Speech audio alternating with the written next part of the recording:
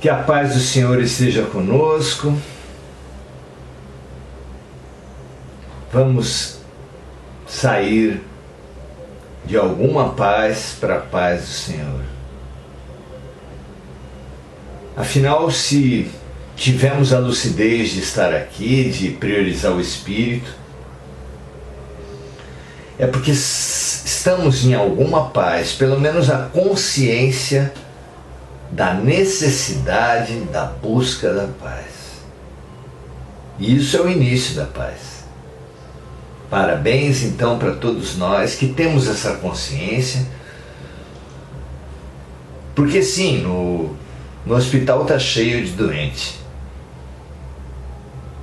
mas nada há que se lamentar, porque são doentes que estão no hospital. Lamentáveis são os muitos doentes que estão fora do hospital. As muitas pessoas necessitadas que não têm sequer a lucidez de entender que estão necessitadas, ou não têm a busca de vida suficiente para buscar a solução. Nós estamos aqui, doentes hospitalizados, mas doentes conscientes, buscadores da saúde. Devemos festejar. Muito bem, para entendermos o que seja saúde, o que seja bem, o que seja luz, o que seja expansão da consciência, o que seja aprendizado, o que seja cura. Esses ideais profundos que nós temos buscado, mais que em nossas religiões, mais que em nossos estudos, mais que em nossas leituras, mais que em nossas práticas, em nossas vidas. Para entender isso, vamos usar uma figura e uma passagem do Evangelho. A figura, muito conhecida aqui numa cidade de praia como São Vicente, nós temos uma baía aqui, a Baía da Gonzaguinha, que tem um mar muito manso e que é muito usada para a prática da natação. E é muito curioso observar pessoas nadando no mar, num ritmo bom, um esforço grande e sem avançar. Tomamos um ponto de referência e percebemos que, apesar do seu grande esforço, elas não avançam. Alguém que não conheça o mar, a praia, que não distingua as leis do mar, pode ficar espantado. Como pode, com tanto esforço, não avançar? E se você for ver, essa pergunta, tirada do contexto da natação, do mar, é a pergunta das nossas vidas. Por que com tanto esforço não avançamos?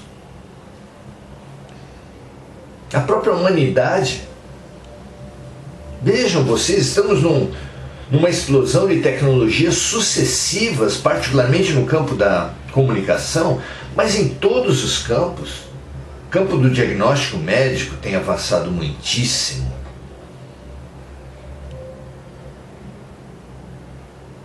Muitos são os campos de avanço, mas que, confrontados com o cotidiano, com o noticiário policial, com o noticiário político, até com o noticiário religioso, que é tão próximo do noticiário policial, tão disseminado o estelionato espiritual, não só para extorquir dinheiro dos fiéis, mas para extorquir o voto dos fiéis e para extorquir a própria sexualidade, usando o território do sagrado para tirar vantagem e satisfazer taras sexuais dos líderes. Como pode? Tanto avanço, nenhum avanço. Esse estudo é fundamental para nós fazermos. Essa pergunta de quem contempla o nadador que não avança, tanto esforço e não há avanço, é a pergunta para a nossa coletividade, para a nossa humanidade e para nós, cada um de nós em particular, já que estamos na Terra, fomos escolhidos para estar na Terra no limite do mundo de transição, no limite da transição da expiação e provas para o mundo de regeneração, exatamente por não avançar. Então essa é a nossa pergunta. Assim como, para avançar na resposta, assim como a pessoa que algo conheça do mar, dos seus movimentos, das suas leis, saberá por que, apesar de tanto esforço, não há avanço, sabendo que, obviamente, aquele nadador que se esforça e não avança está nadando contra a maré, nadando contra a correnteza. Também na vida, a pessoa que algo distinguiu dos movimentos da vida, das leis da vida, dos princípios que regem a vida, saberá que se nós não temos avançado,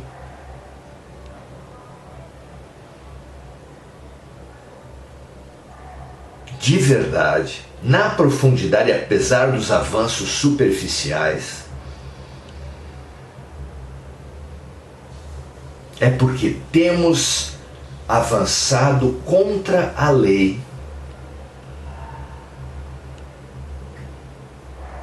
Em livros como A Caminho da Luz, Os Exilados de Capela, nós somos informados que a humanidade, a nossa humanidade, foi formada em grande parte por exilados de outros planetas. Seres que vieram de planetas, às vezes até avançados tecnologicamente, mas que, apesar do conhecimento tecnológico, não se adequaram, não se dispuseram ao avanço moral, precisando reiniciar a sua trajetória em planeta mais primitivo. Isso aconteceu conforme as sucessivas levas de exilados de outros planetas, de outras humanidades que vieram à Terra. Foram sucessivas levas de diferentes paragens, diferentes sistemas e diferentes graus de avanço. Mas aconteceu há vários e vários milênios atrás.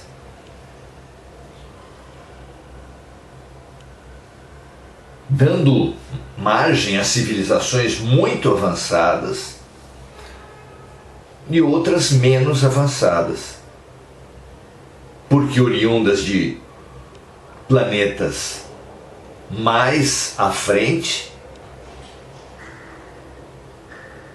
de grupos mais à frente dentro de certos planetas, e ou de grupos mais atrasados dentro dos mesmos planetas, ou de planetas mais atrasados em si. Por isso havia tanta diferença entre as concepções de mundo dos diferentes grupos, das diferentes culturas, dos grupos sociais dentro das diferentes culturas. Por isso as religiosidades da antiguidade tinham aspectos exotéricos, ritos, costumes, práticas religiosas para o povo ver, espetaculares no sentido de distrair a população, e parte da sua religiosidade esotérica, que era interior, seletiva, iniciática, para chegar a qual era preciso passar por diversos estágios. Por que isso? Porque a humanidade se caracterizava por estágios muito diferentes. Não era possível dar a populações muito atrasadas concepções muito avançadas. Todo sistema precisa conhecer, reconhecer, respeitar o estágio de cada grupo de alunos e fazer um sistema de desafios compatível com o estágio de cada um dos alunos. É para isso que foram criadas as provas. Não são prêmios ou punições, apenas adequação dos desafios pedagógicos para o estágio de cada aluno, de cada grupo de alunos.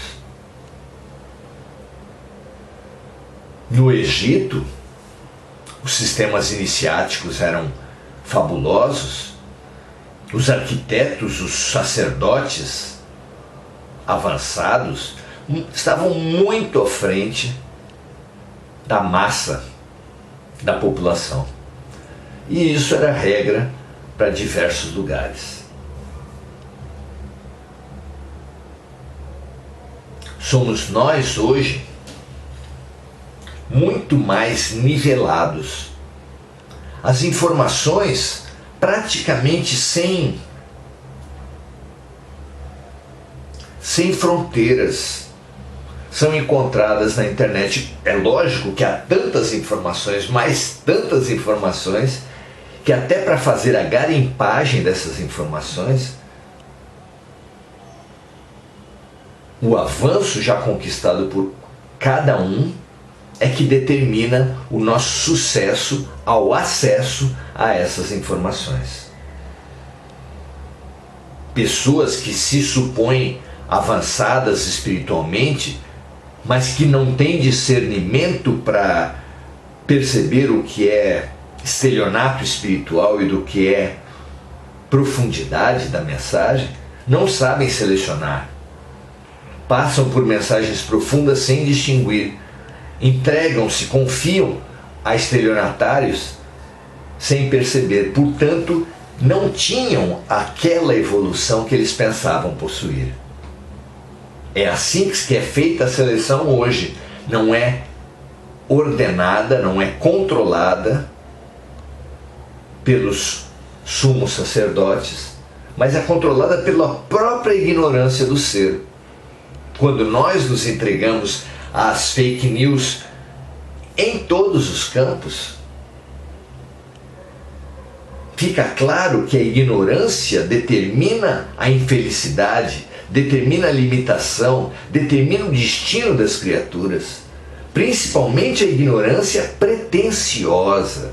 Essa é terrível.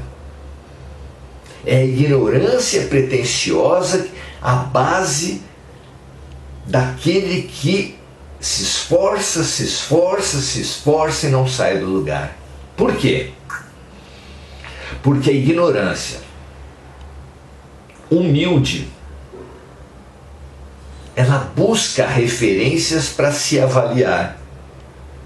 O nadador que está no meio do mar,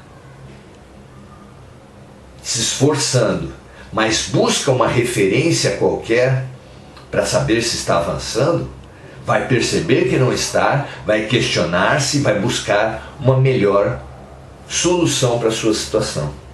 Já o ignorante pretensioso, esse tem certeza que está fazendo certo, esse vai insistir, teimosamente batendo a cabeça contra a parede até se exaurir no meio do mar, e ali está sujeito a afundar. Quem você tem sido? Que espécie de ignorante nós temos sido?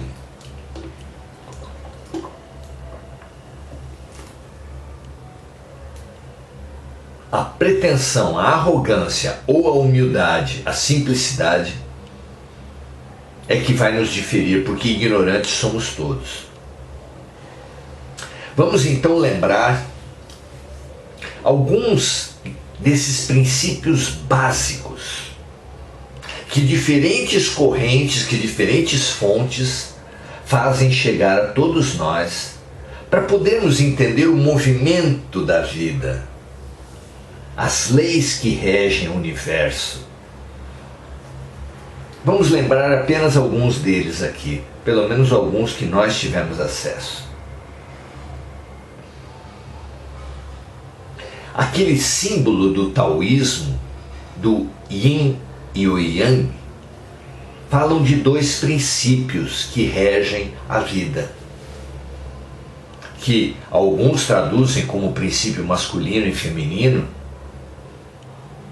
mas que nós podemos traduzir em rigidez e flexibilidade, o que é muito próprio, é claro, dos princípios do I Ching, que tem linhas rígidas e linhas flexíveis. Aqui no cristianismo também, a teologia aponta que a ação de Deus se rege pelos princípios da justiça e da misericórdia. A psicanálise fala que não se pode criar filhos, não se pode crescer, não se pode educar, não se pode expandir um ser sem que ele tenha doses certas de limite e de afeto, a lei e o amor.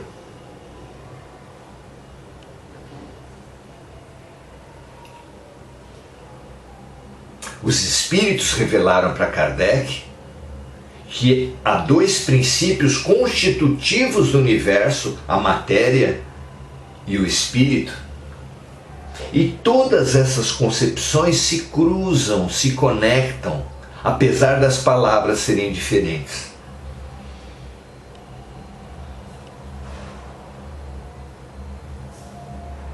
Nós, na condução das nossas vidas, como um nadador que faz o seu esforço para avançar,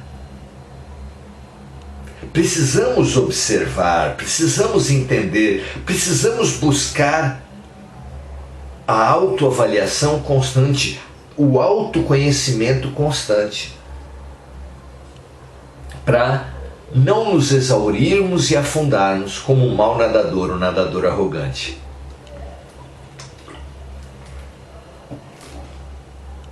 A todo tempo podemos buscar, e se buscarmos encontraremos, sinais na vida para o nosso crescimento, para a nossa avaliação. Quando ficamos doentes, qualquer doença traz recados a respeito da nossa postura, de aspectos a melhorar, a harmonizar na nossa postura, porque a doença física é a expressão de uma desarmonia espiritual, sempre.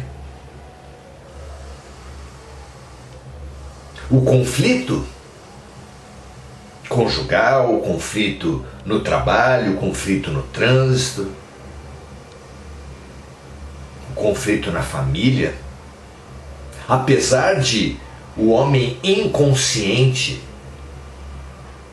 teimar sempre em apontar que a culpa é do outro, a criatura minimamente consciente sabe que participa do conflito, que tudo que o outro faz que o irrita é um sinal da vida, é um recado, é um chamamento à revisão interior. Doeu é teu, diz Alberto Almeida, grande palestrante espírita.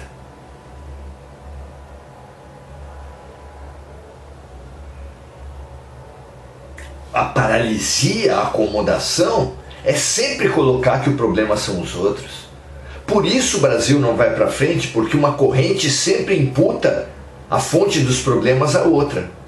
E é claro que não avança, como um casamento não avança, enquanto ambos os cônjuges atribuem a responsabilidade dos eventos ruins, das crises, ao outro.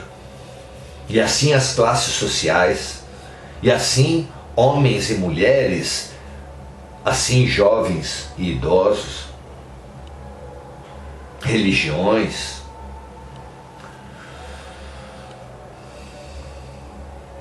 Nós temos os dois princípios por toda parte e precisamos reconhecer esses princípios em todas as atividades.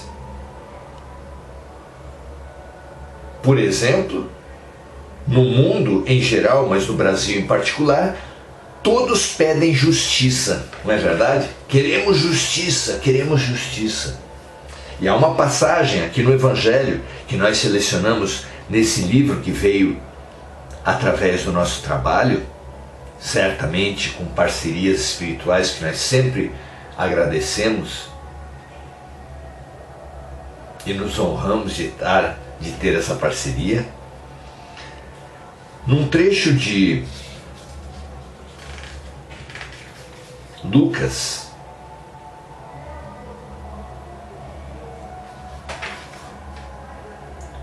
lá em capítulo 18, versículo 7 em diante, nós vemos Jesus ensinar assim: Deus não fará justiça aos seus escolhidos, que clamam a Ele de dia e de noite, ainda que tardio para com eles?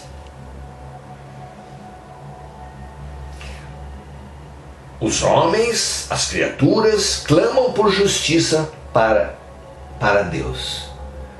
E a pergunta que Jesus faz: e Deus não fará justiça aos seus escolhidos, que clamam a Ele dia e noite, ainda que tardio para com eles? Essa questão do tardio já nos remete a uma pergunta fundamental. Por que tantas pessoas cometem erros e as consequências não sobrevêm para eles? Porque sim, Deus age com justiça, mas age também com misericórdia. Deus nos dá liberdade de errar, mas também cobra responsabilidade. Mas como qualquer pai, qualquer chefe, qualquer educador, não pode sufocar aqueles que estão sob sua responsabilidade, cobrando, punindo imediatamente a cada erro. É insuportável ser aluno de um professor assim, ser filho de um pai assim, ser subordinado de um chefe assim. É preciso dar espaço, dar tempo da própria pessoa refletir sobre as suas atitudes, perceber os seus erros, aprender e corrigir-se, reparar os prejuízos causados e seguir adiante. É isso que Deus faz conosco.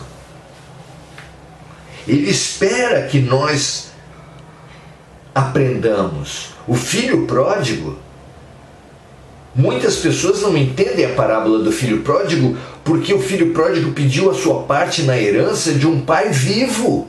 E o pai deu essa parte na herança. Por que o pai deu? Porque ele compreendeu que era necessário para o crescimento do filho viver a sua ilusão de liberdade, a sua utopia de felicidade. Deu a sua parte na herança e permitiu que o filho, gastando tudo, gastando a sua saúde, gastando as suas relações, chegasse a um ponto de miséria, de solidão, porque os amigos, os falsos amigos se afastam quando acaba o dinheiro, e assim aconteceu com o filho pródigo, até que ele caiu em si. Essa é a expressão que está nos evangelhos. Quando ele caiu em si, ele retorna à casa do pai e retoma a sua trajetória de vida. Nós também nadamos em arrogância, gastamos-nos, exaurimos-nos, mas em algum momento vamos cair em si. Cada um de nós vai cair em si e vai, em humildade, voltar à casa do Pai. Essa trajetória é nossa. Essa trajetória é linda. E sofrerá menos o nadador, o filho, que foram arrogantes, quanto mais rápido eles caírem em si e adquirirem a atitude da humildade. O filho pródigo, quando voltava à casa do pai, vinha falando consigo mesmo, treinando uma fala que ele falaria com o pai. Pai, já não sou, errei contra ti, já não sou digno de ser chamado teu filho, mas aceita-me como o último dos teus servos. É a atitude que espelha a humildade. E quando o nadador arrogante adquire a condição de nadador humilde, ele evita de afundar. Quando o filho pródigo passa da arrogância à humildade, ele retorna e retoma a sua trajetória. E nós? Quem temos sido nós? Temos sido arrogantes na nossa trajetória? Na relação com o cônjuge, com familiares, com irmãos, com colegas de trânsito, colegas de trabalho? Temos sido assim? Saibamos todos que existem leis na vida e que essas leis precisam ser observadas e aprendidas por cada um de nós. Continua Jesus dizendo assim, ele tinha perguntado se Deus não faria justiça às suas criaturas. E ele mesmo responde, digo-vos que depressa Deus lhes fará justiça. Quando, porém, vier o Filho do Homem, porventura achará fé na terra? Porque a justiça, quando vem geral, vem para todos. Será que nós que clamamos tanto por justiça, estamos assim, tão aptos a acolher a justiça? Jesus fala, aquele que estiver sem pecado, atire a primeira pedra. Promova a justiça, clame por justiça aquele que estiver de consciência limpa. Pensem, meus amigos e minhas amigas, na necessidade. Estamos nadando no meio do mar, já cansados de um esforço grande que não tem promovido avanços reais. No sentido maior da revelação dos Espíritos, estamos mesmo fortemente ameaçados de sermos novamente exilados para planetas mais primitivos. Mas se ainda estamos na Terra, ainda há esperança para nós. Ainda podemos cair em si, na nossa arrogância, nos tornarmos autoconscientes, refletirmos sobre a nossa atitude e, percebendo a nossa arrogância, passarmos a ser filhos humildes, nadadores humildes. E assim retomar, reiniciar, nos reaproximar, voltar à casa do Pai. Perceber o movimento da corrente e nadar a favor da correnteza. Vendo então que o nado que não fazia avançar, então a favor da correnteza faz o nosso esforço se multiplicar em resultados fabulosos. Pense se isso não faz sentido para você. Pense se isso não pode contribuir para suas reflexões. Estude as leis da vida, estude o movimento da vida, como um nadador precisa estudar as correntes antes de se lançar ao mar. antes de escolher a sua trajetória, antes de realizar os seus esforços. Entenda as leis de Deus. Incorpore, harmonize a sua vontade e as vontades de Deus. Diga com Jesus no Pai Nosso: seja feita a vossa vontade. Porque remando, nadando a favor da maré, a vida flui, as coisas andam, o aprendizado acontece, a expansão é certa. Que assim seja para vocês e para mim. Continuemos estudando juntos e o nosso esforço conjunto nos fará expandir e avançar. Grande abraço, até a próxima. Amanhã, domingo, 17h30, estaremos em mais um encontro do nosso Encontros Essenciais com Jesus, já no final das bem-aventuranças e início das reflexões sobre a lei maior do universo. Nós vamos estudar a partir de Jesus, com os ensinamentos de Jesus, qual é a lei maior do universo, a constituição universal que rege todas as outras leis. Venha conosco, vamos avançar, remar a favor da maré e nos destinar à expansão da consciência, nós que temos nos paralisado na teimosia e na acomodação. Um grande abraço, até amanhã, esteja conosco e compartilhe esse nosso momento, se você entender que pode servir para alguém. Até amanhã.